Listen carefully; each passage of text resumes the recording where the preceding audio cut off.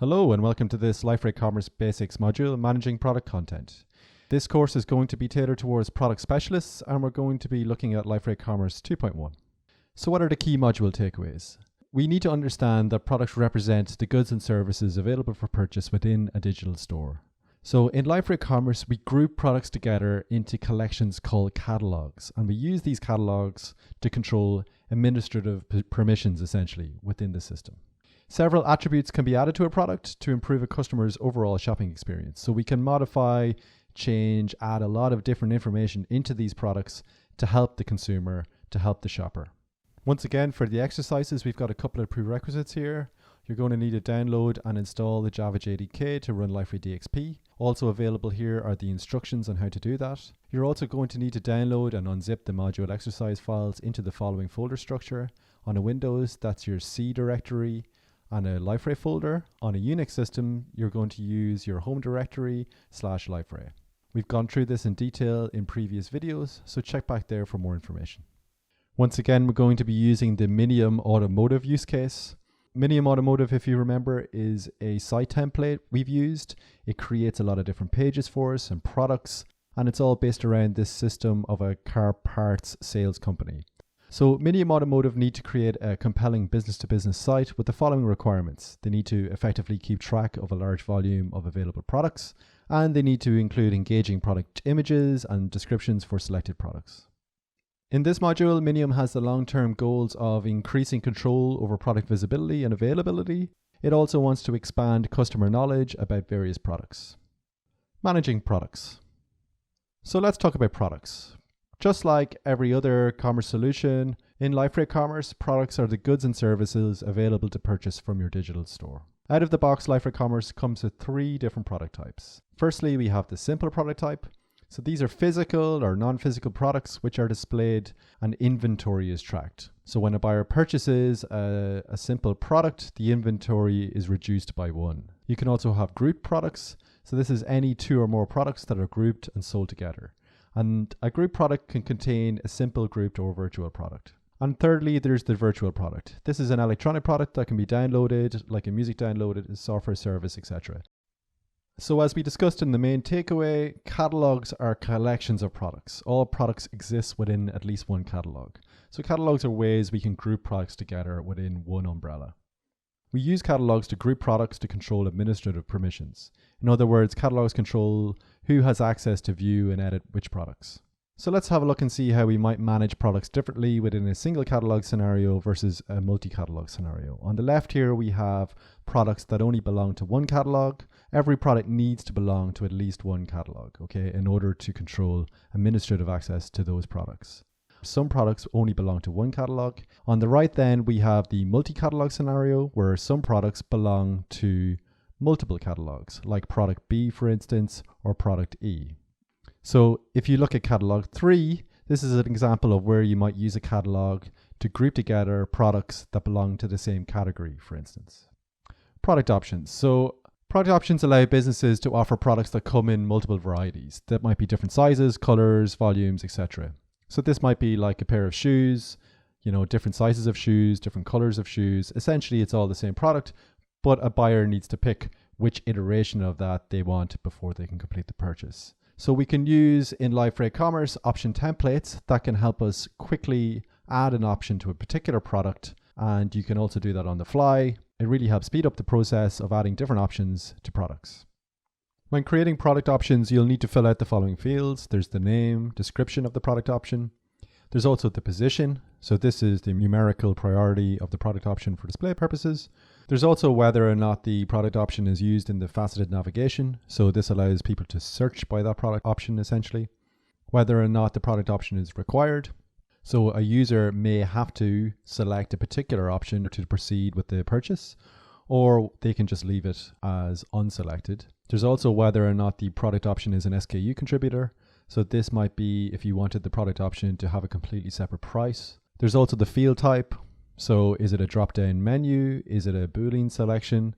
A couple of different options here. There's also the price type, which determines whether the associated price will be fixed or dynamic. So moving on from product options, we have stock keeping units or SKUs or SKUs as some people say. So SKUs are units by which pricing, inventory, and availability are defined within Liferay Commerce. SKUs are not something that are particular to Liferay Commerce. It's not a Liferay Commerce concept. It's a commerce in general concept.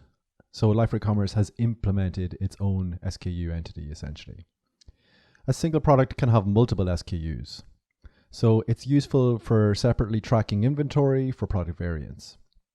As we've seen before with product options, these can be configured as SKU contributors.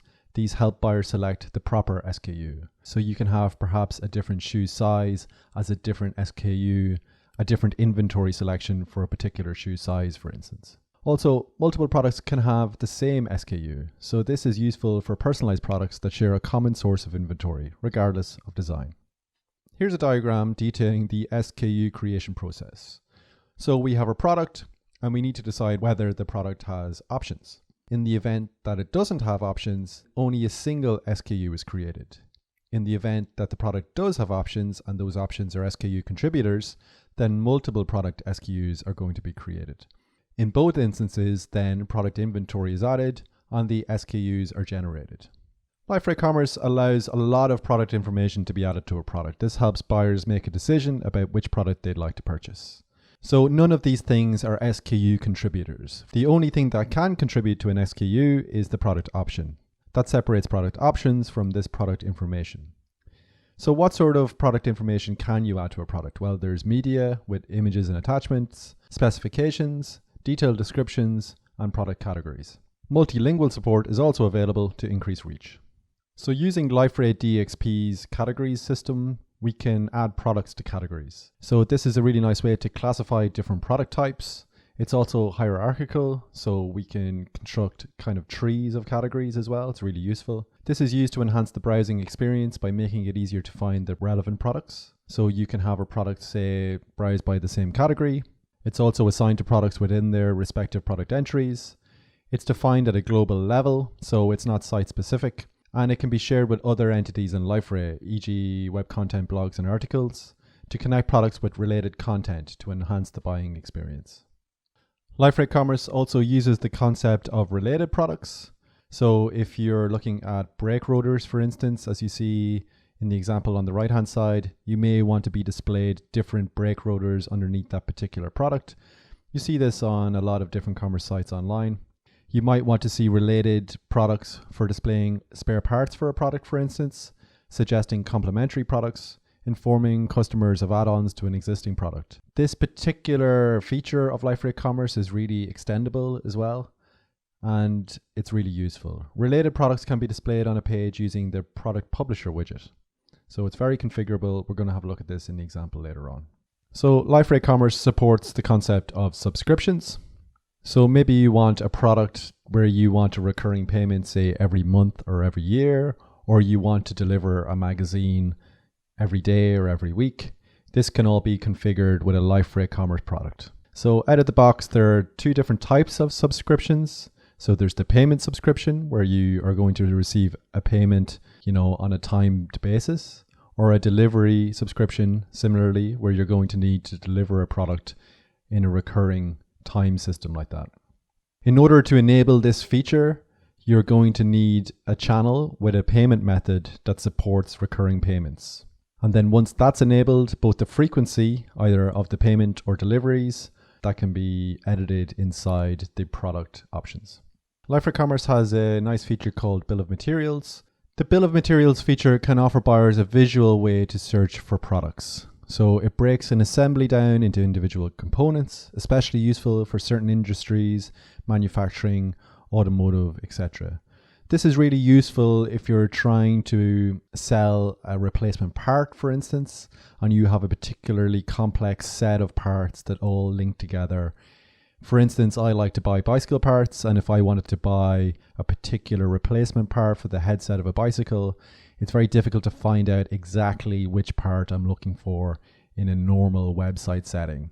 So as you can see here in the diagram on the right, this provides a really nice way for the buyer to see exactly which component they need in a complex set of components. In Liferay Commerce as well, the bill of materials can also be used to generate a planogram for bricks and mortar retailers. So this would give you an image of what perhaps the store shelf might look like, and you can have a look at how the products are sitting beside each other in this instance. Looking back at the knowledge check. So while categories can group products based on attributes such as brands or product lines, within Liferay Commerce they are primarily useful for controlling administrative permissions. Product options allow sellers to offer products that come in variations of physical attributes. Categories are shared across Liferay and can be used to connect product content to related assets.